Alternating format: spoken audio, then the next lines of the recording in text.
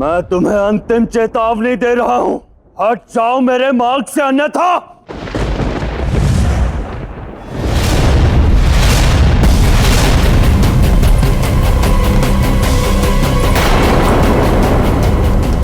ये कैसी विचित्र अनुभूति है। ऐसा प्रतीत हो रहा है जैसे कुछ अनिष्ट घटित होने का है। अन्यथा क्या अपने शस्त्र से मेरा अंत कर दोगे? देवराज इंद्र, आपके मार्ग को अवरुद्ध करने की इतनी छोटी सी बात ने यदि आपको शस्त्र उठाने पर विवश कर दिया तो ये तो निश्चित है कि आप कैलाश में प्रवेश करने योग्य नहीं। जाइए, पहले अपना अहम और अहंकार त्याग दीजिए, उसके पश्चात कैलाश में प्रवेश करने का प्रयास करना,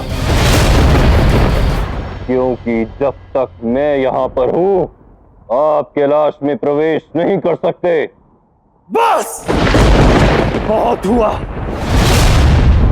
अब तुम मुझे आदेश दोगे कि मुझे क्या करना चाहिए और क्या नहीं।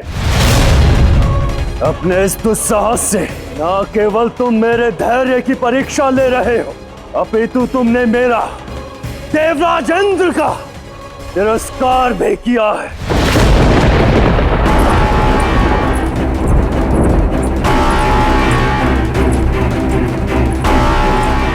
इसका दंड मैं तुम्हें अवश्य दूंगा।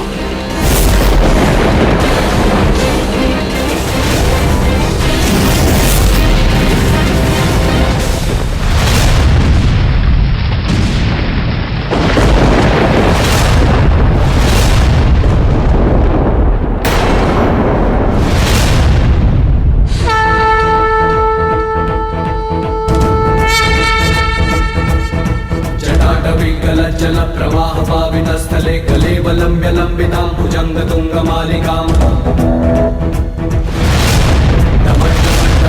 निनादवट्टमर्वयं चकार तांडवं शिवः शिवम्।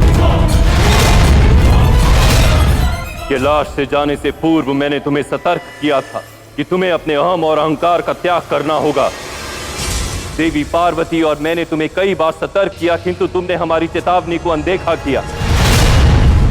ये तो मात्र एक परीक्षा थी, जिससे ये सिद्ध हो गया कि तुमने अपने अहंकार का त्याग अभी तक नहीं किया। अब तुम्हें अपने कर्मों का कर्म फल भुगतना होगा।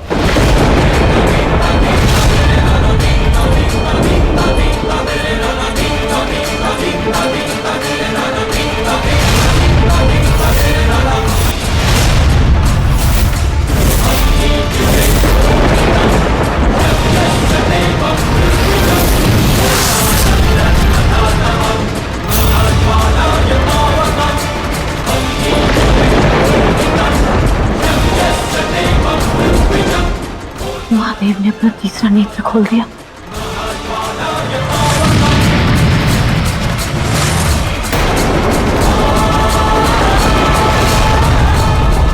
क्षमा महादेव, मुझे क्षमा कर दीजिए, मैंने आपको पहचानने में भूल कर दी। क्षमा महादेव।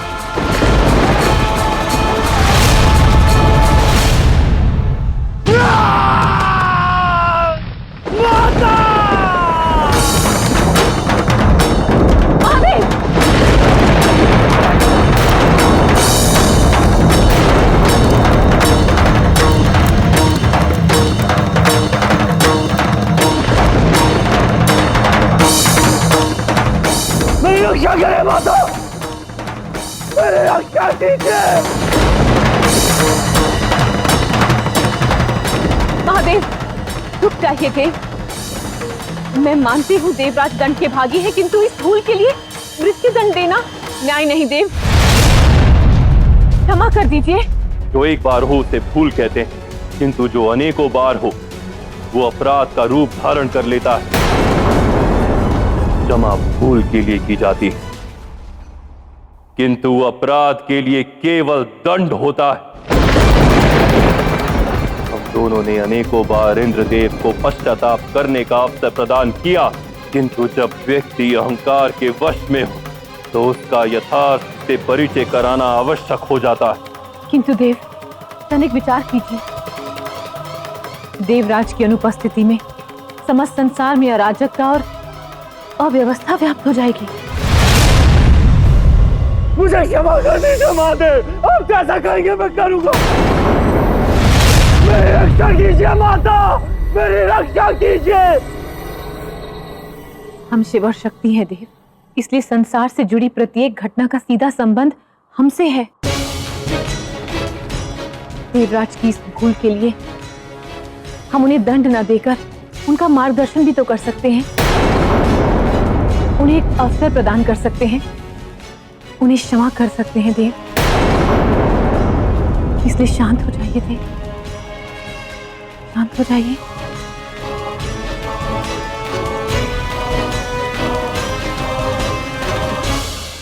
शांत हो जाइए देव।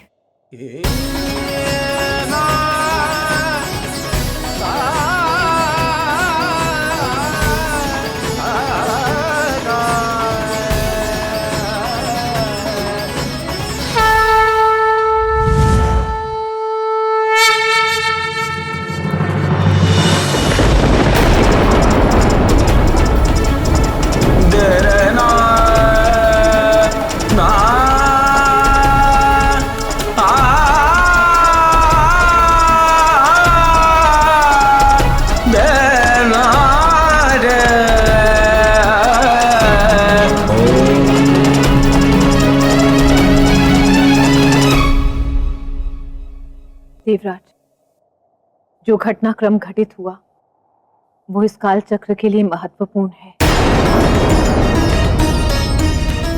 देव, आपके तीसरे नेत्र से निकली इस ऊर्जा का समाधान करना होगा।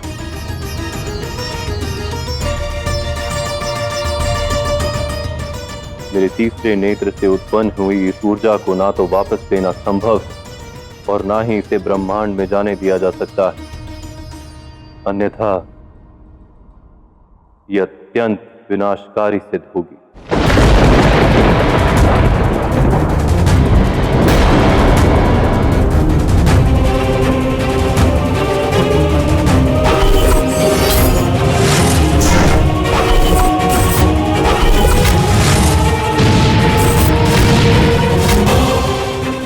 तो मेरी कल्पना का तात्पर्य ये था।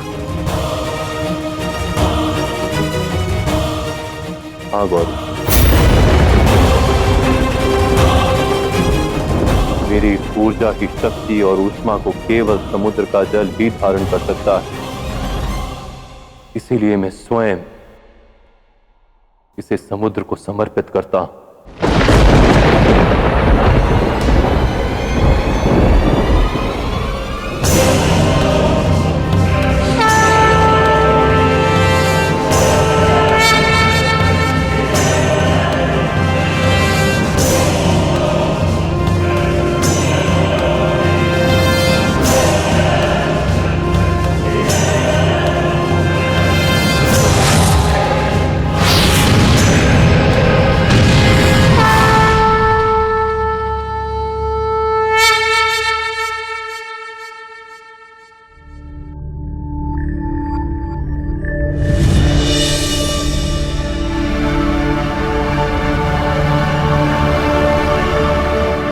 प्रभु, मैं अपने व्यवहार से आश्चर्यचकित भी हूं और लज्जित भी।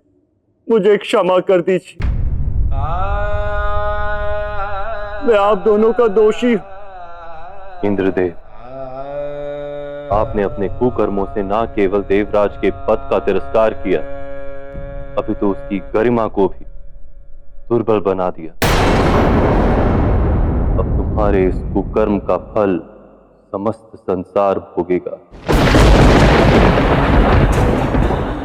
नहीं प्रभु, नहीं।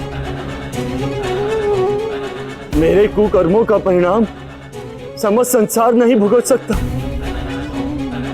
देवराज, आपके कर्मों का प्रतिफल आज आपको मृत्यु के रूप में प्राप्त होने वाला है। आपको मृत्यु दंड से बचाने के लिए समय रेखा में परिवर्तन हुआ और एक नई समय रेखा का जन्म हुआ। राजा के कर्मों का फल प्रजा के भाग्य से जुड़ा होता है देवराज। राजा के अच्छे कर्मों से प्रजा को लाभ होता है और राजा के दुष्कर्मों की पीड़ा प्रजा को भोगनी पड़ती है।